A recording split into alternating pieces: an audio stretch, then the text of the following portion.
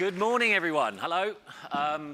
It feels unusual not hosting the event, but it's a great weight off my shoulders. Steve, I think you've done a marvellous job this morning. So thank you very much for taking that on.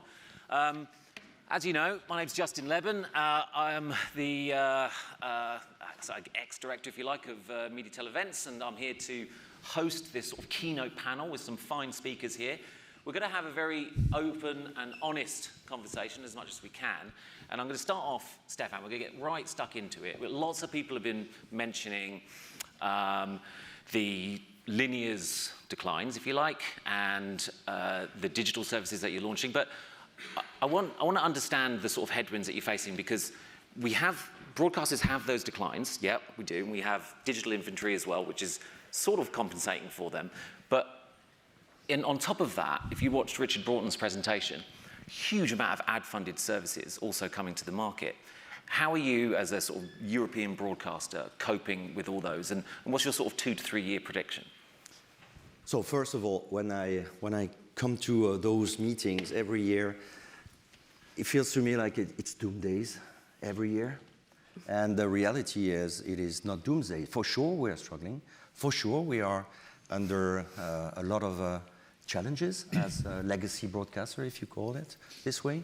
Challenge on viewing time, challenge of the digitization of the whole industry, for sure. But if you look at the facts and the figures, I just came with this book. I'm doing a little bit of an advertising moment here. Every day we are publishing this book. Still a book, by the way, but it's also available online. It's called The Total Video Key Facts. And we are holding on Thursday a streaming moment. So if you can join us online, of course, to have all the information on that. We have some very good statistics. 6 hours and 13 minutes. That's the daily total video viewing time, including social, across multiple ways of consuming TV. 73% of those 6 hours and 13 minutes or 12 minutes are from linear TV, in the vast majority, and video on demand, whether it's ad-funded or subscription-based. The rest is short form and social. Every day, 3 hours, 32 minutes of viewing time in Europe, with a lot of discrepancies across countries, linear TV only. And in terms of reach, we talk about reach and how effective is TV still today, and linear TV in particular. 63%, that's the average reach in Europe, with many differences. It's 75% on a daily basis in France, for example. So I think linear TV is still part of our business, it's still part of our everyday life. It's a great consumer touch point, and it's still here to stay for a long time. Now, when you come about digitization, it is also clear that we think that we need to evolve, and we've been evolving as a broadcaster. We've been putting a lot of initiatives on the market, streaming platforms, including RTL+, Videoland, and we're really investing a huge amount of money in terms of content. And what we think in the future, whether it's 5 years, whether it's 7 years or 10 years, I've heard yesterday in another session, linear TV will be 100% ad-served at some point. So we need to navigate. You say 5 to 10 years? Yeah, I would say 5 to 7 years for my. I think James illustrated it brilliantly from Freewell. He called it this hybrid period of time where broadcasters are. You have these declines. You're looking to offset them with digital inventory, and it's this middle period of time that's probably pretty dangerous for broadcasters. Do you see within it, very briefly, do you see more consolidation? Do you see a perhaps better collaboration in markets, maybe relaxing of regulation as well to allow these companies to work together in order to thrive and survive? So first of all, one word about consolidation. We tried, as a RTA Group and Bertelsmann, to have consolidation at national level. Unfortunately, we were not followed by the local authority. We nonetheless believe there is consolidation at international level. That's what RTL AdAlliance is all about, working with all broadcasters from around the world to consolidate and scale against big global players.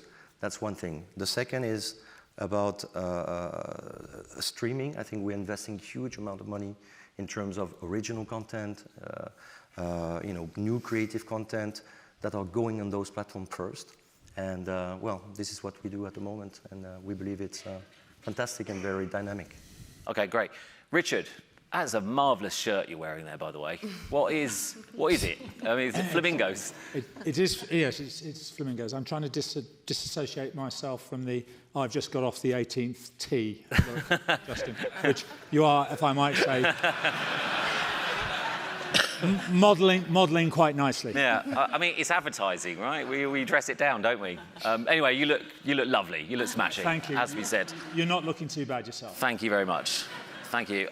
So you've been on this journey with me, right? We've been doing this for what? You've been to these events for 10, 12 years. Indeed. What is your position, right? You've always talked about branding, reach. How are you doing that at Unilever when we're now in this hybrid world where it's fragmented, it's a lot harder to achieve those goals that you've spoken so eloquently about in the past? Yes, so I think you'll be referencing the first one of these you conned me into doing in some... You begged for it. You didn't. I didn't con you. I wasn't asking for a pay rise. I think the reality is that when I came to Kensington Roof Gardens all those years ago, I was talking about the fact that television at the time was in rude health, and the fact that television at the time was Europe's foremost leisure pursuit. And the numbers we have just heard, I should have bought my own product too. I knew it was product plug time. But the numbers we've just heard from Stéphane kind of tell us that actually television remains Europe's foremost leisure pursuit, right? And people are still watching a lot of high quality television content. So I think we have to always look at this from the consumer's perspective. Yeah? What are people doing? What are people watching? There is significant investment being made in television across the board. Now, whether that's the likes of Apple TV producing fantastic quality content like slow horses, or you've got Amazon Prime with Reacher. I mean, you could argue, but as a middle-aged man, Reacher, of course, is right in my core thing. And then you've got the likes of Sky buying Premier League rights this morning at 6.7 billion. So clearly there is a future in television because nobody spends 6.7 billion on buying something for a medium that's dying. Yeah, this might be a bit of an unfair question, but since we've been part of this event, the writing's been on the wall for broadcasters for quite some time, this transition. It was coming.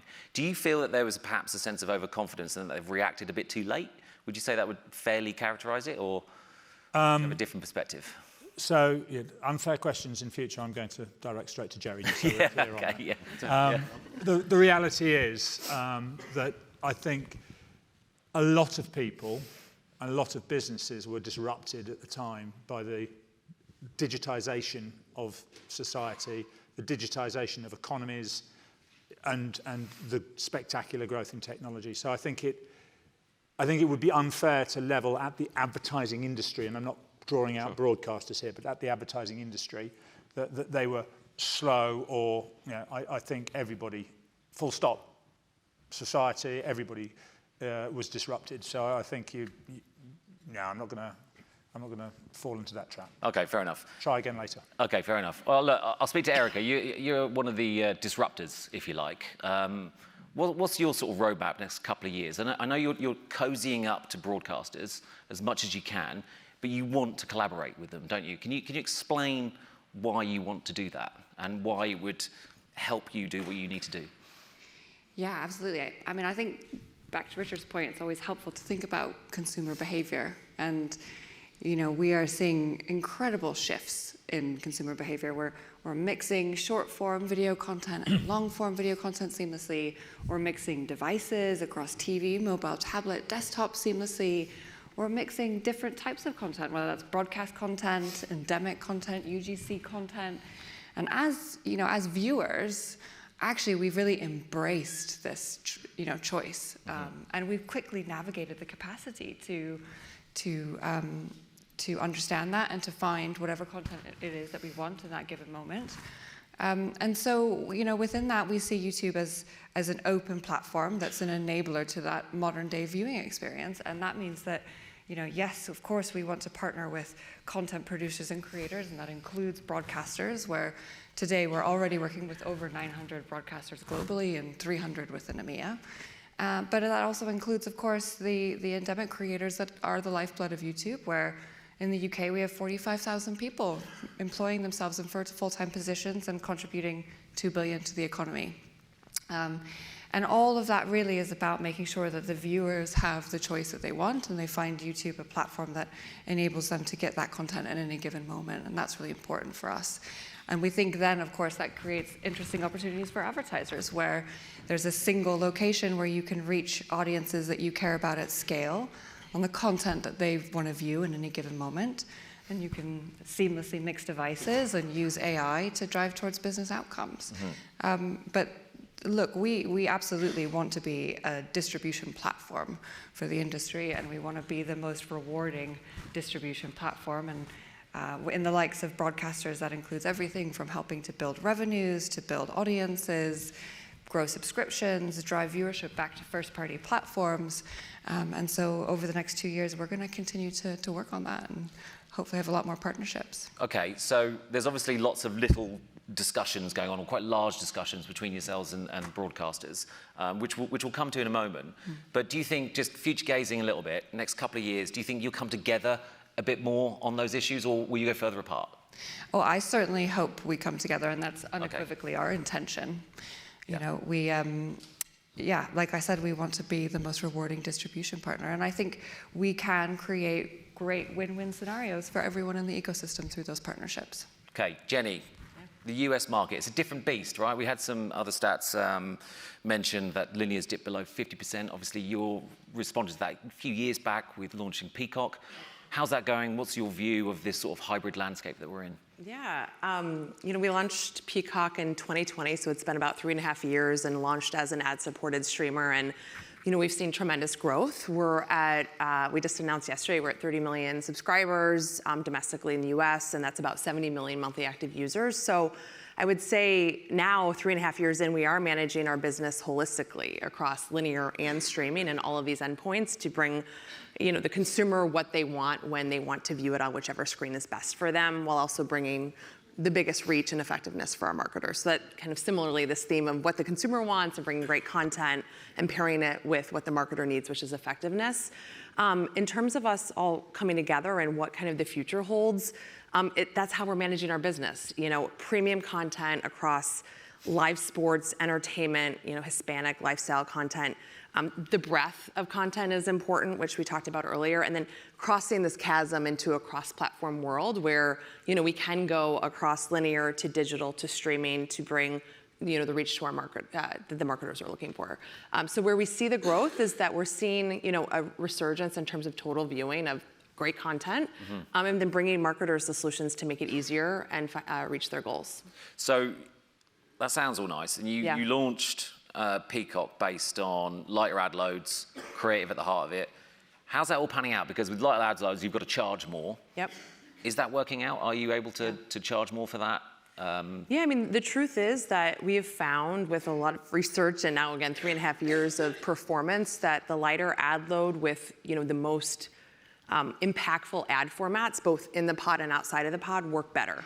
It's all about effectiveness, right? And even if you look at the CTV norms, we're seeing on Peacock that we're performing better. So I would say it comes to effectiveness and value, not just CPM, right? And that's how we're trying to work with marketers and really focusing on attribution and ROI, that it's not just CPM and procurement based, it's all about driving value up and down the purchase funnel. The whole morning has been about, you know, brand and being able to measure brand down to performance throughout the purchase funnel, and we're finding that it works, which is why marketers across the board are continuing to partner with us. Okay, great. Gerry, how's it going?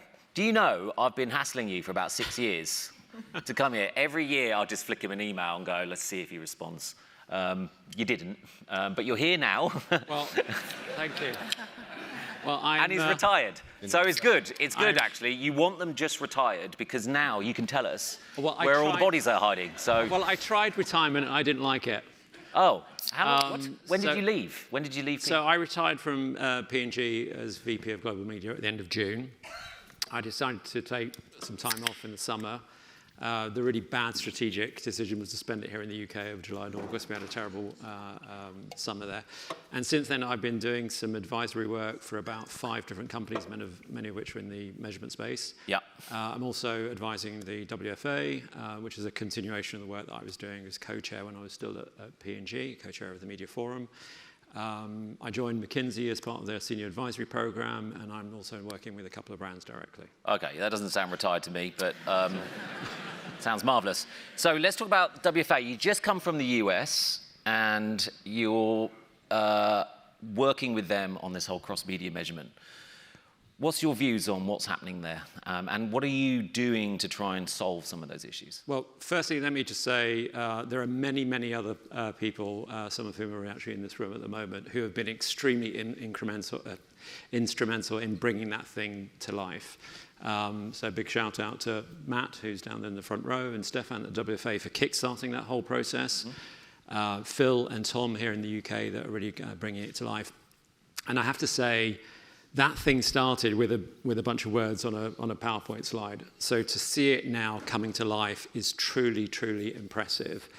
And what I would say is that measurement is an absolute fundamental requirement, whether it's on traditional broadcast or on digital, whether it's on a big screen or on a small screen. A base requirement for advertisers is to know that you're getting what you paid for.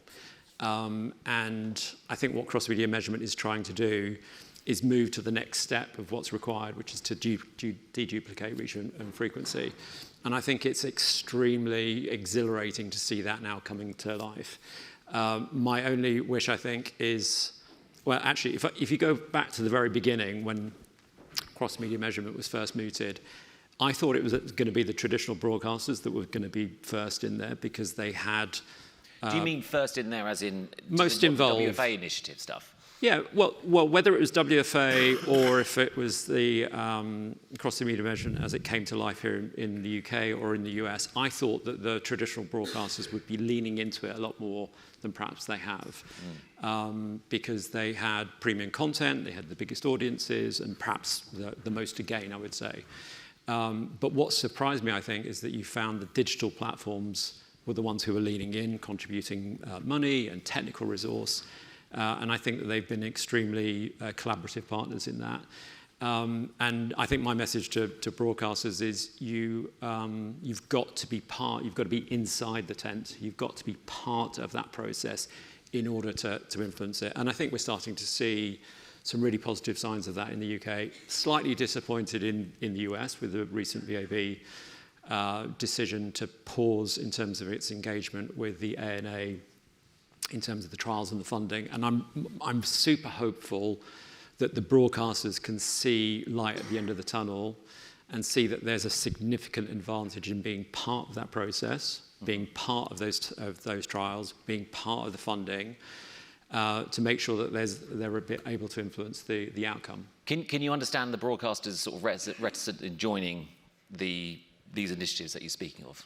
Yeah, you used a shopfront analogy, I think, back in the room that do you want to be put alongside something? Well, yeah, it comes down to, like, you know, if you listen to Sean from VAB, he's absolutely fuming at the moment. And if you read any of his stuff or listen to him, he's brilliant. He's got some great quotes. And he doesn't want buyers to pretend that all impressions are equal. That's what it comes down to, okay? And if TV puts themselves in that environment, you're comparing apples to oranges, or however you want to describe it.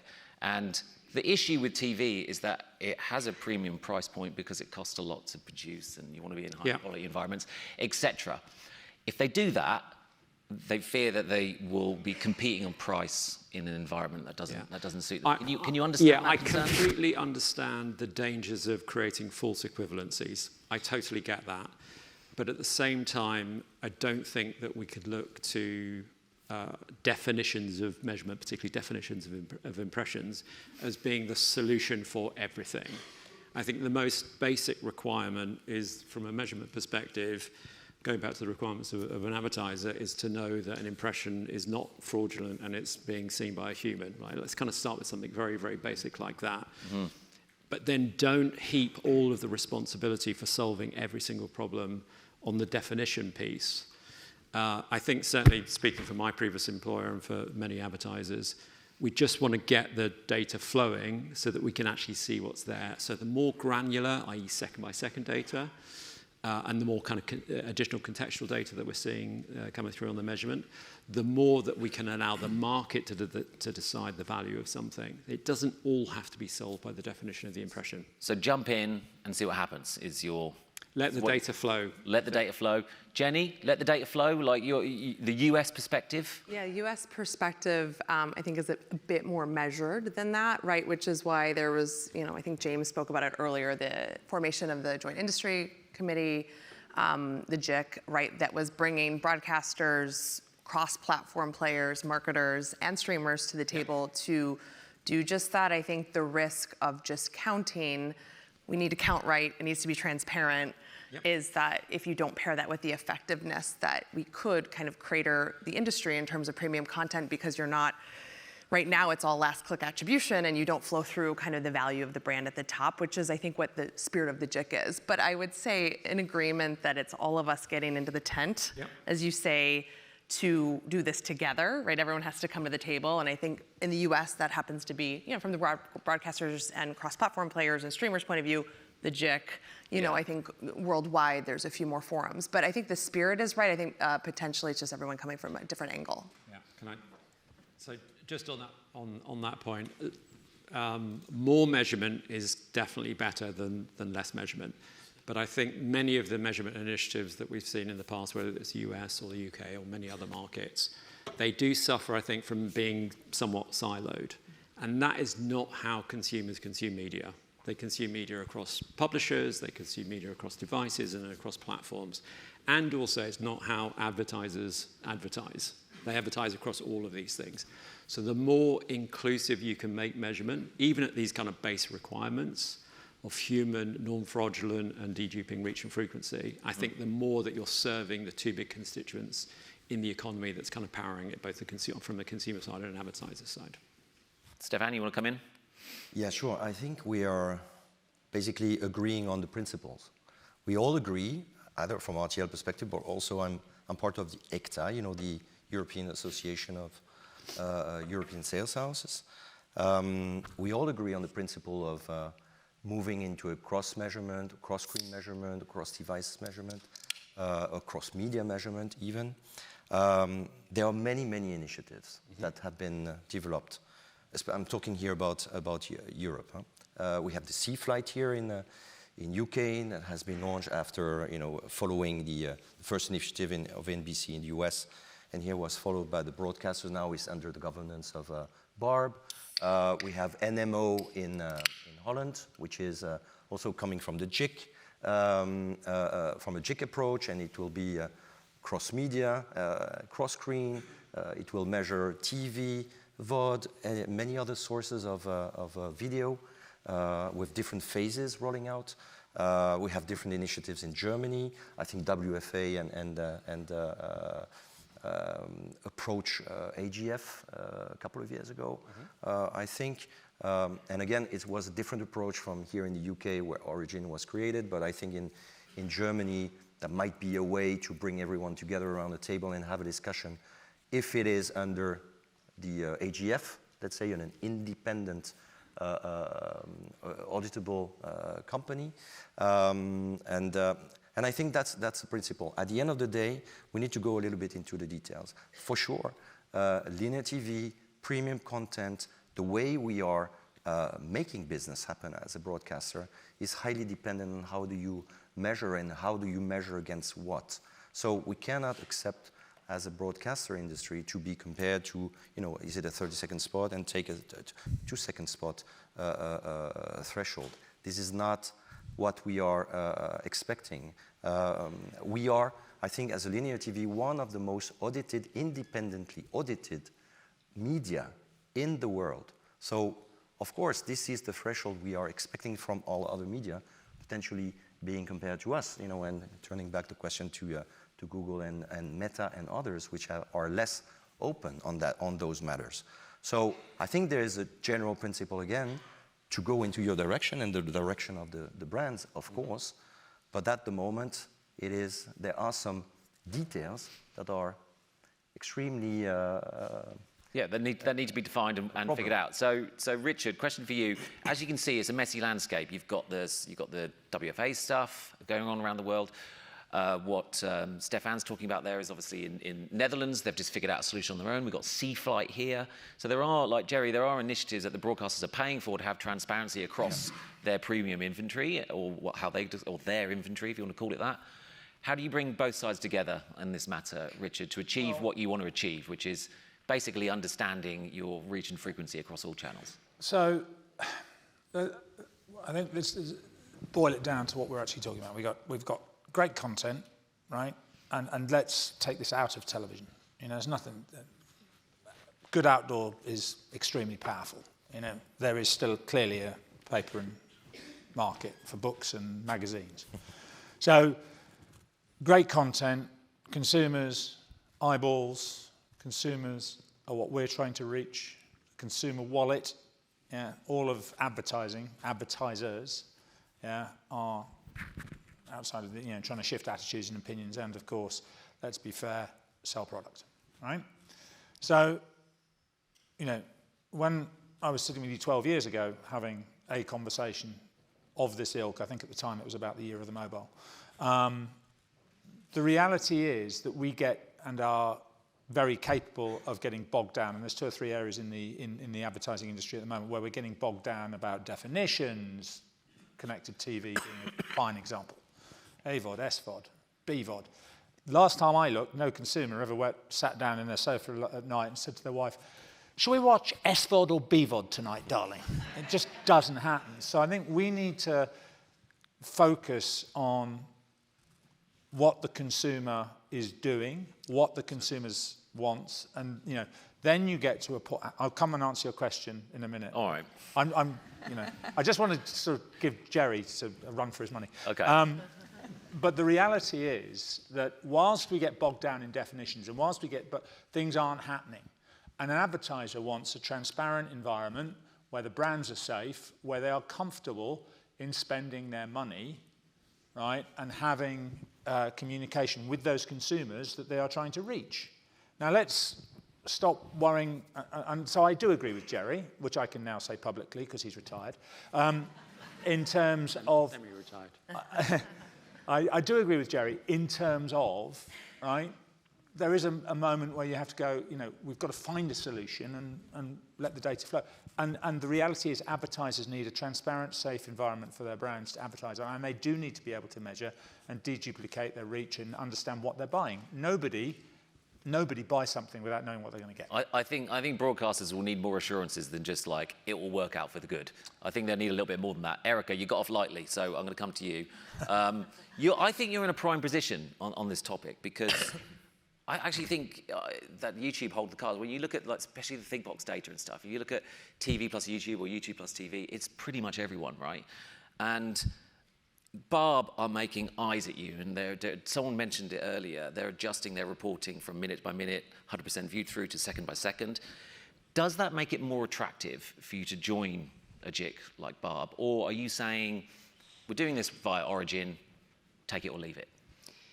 Look, I think our position is that we're open and that we want to work towards cross-media measurement in the industry. And I hope that intention is well demonstrated through the 10 companies that we work with across 40 markets globally, the likes of which include the ANA in the US, Nielsen, Kantar in Brazil, Origin and UCOM here in the UK, as well as Médiamétrie in France and Genius in Germany. And yes, it's an incredibly dynamic and exciting tech landscape where we're always looking for partners where we can integrate with, and we remain open to those conversations. But you say that though, and we've been having this chat about you working with JICs and stuff, and I haven't seen actually a deal with an international JIC to this date.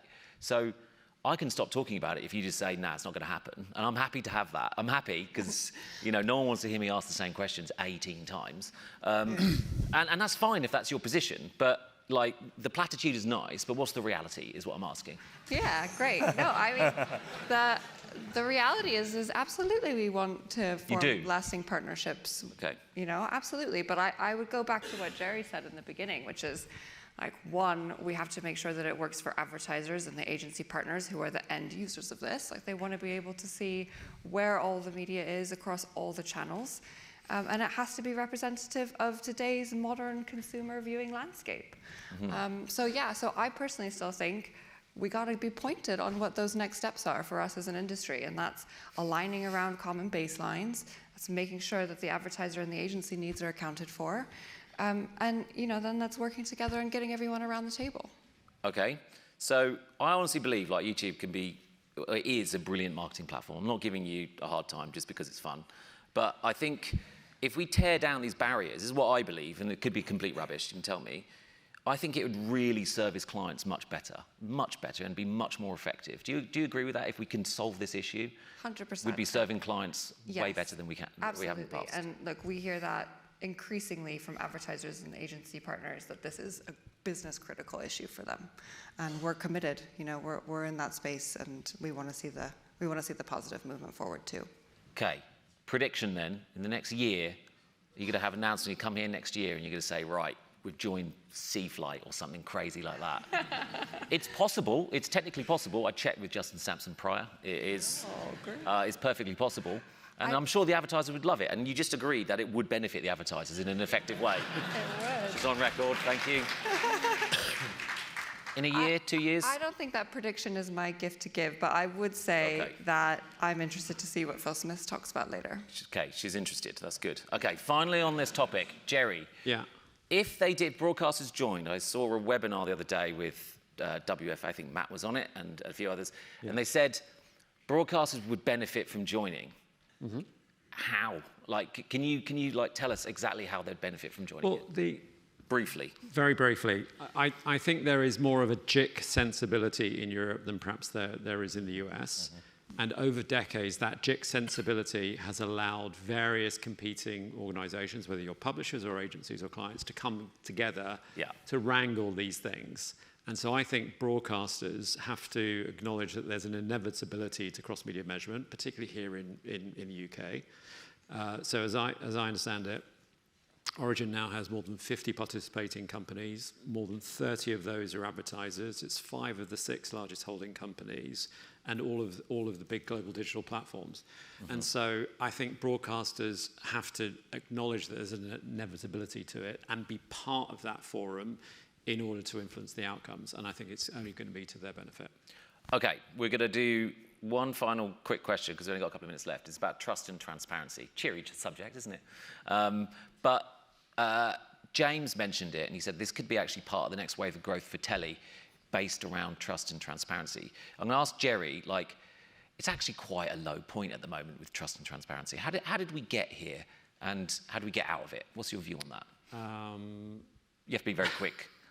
I don't know how we got here. I kind of regret it. Well, certainly in my working day, I regret it. And I think the more that we can have third-party accredited measurement, that's the only way of really addressing that. If we can't sort it out as an industry, we'll go to the regulators, whether they're down the road in London or if they're in Brussels or if they're in DC. But I think that we have to have measurement as an underpinning to get trust and transparency.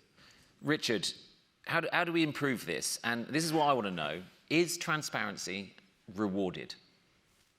Do you put more money where there's transparency? It's a yes or no question. And you think you're going to get a yes or no answer to that? It's worth a try. It's worth a try. But clearly it's not going to happen. Collaboration, trust, transparency in all walks of life, one might argue, should be rewarded, is rewarded, right? How is it rewarded? If people are more confident and comfortable that their money is going into transparent, brand-safe environments, they are more inclined to spend it, obviously, because all brand owners, irrespective from big to small, are concerned about the impact of the collateral damage of being in the wrong place at the wrong time. So is it rewarded? Actually, I think the industry will be rewarded by a more trusting and transparent and collaborative approach. Okay, Erica, final word on this. You've obviously had a bit of a sticky year in this regard, some very newsworthy moments during the year. Is this putting more pressure on you guys to be more open and transparent? I think we are always wanting to be I think it's incredibly important for us that our products are viewed as transparent and trustworthy, and that there's easy access to have that verification through trusted third parties. Mm-hmm. Are you getting more pressure though for that because of the year you've had? I think we're taking the same stance, which is that we value this, and this is incredibly critical to us. Mm-hmm. But I think also if we take a step back as an industry, we're going through periods of intense change. Mm-hmm. So it's only natural that questions should come out. And in those times, I would just agree again with what Gerry said. It's like we need to agree on baselines and standards, and then we need to have independent third-party measurement and verification of those standards. Okay, and you're open for discussion on how you're going to achieve that. That's a wonderful way to end the first panel, and thank my panelists, by the way, for being good sports and dealing with me for the last 40 minutes, and enjoy the break. Ladies and gentlemen, let's give them a big round of applause.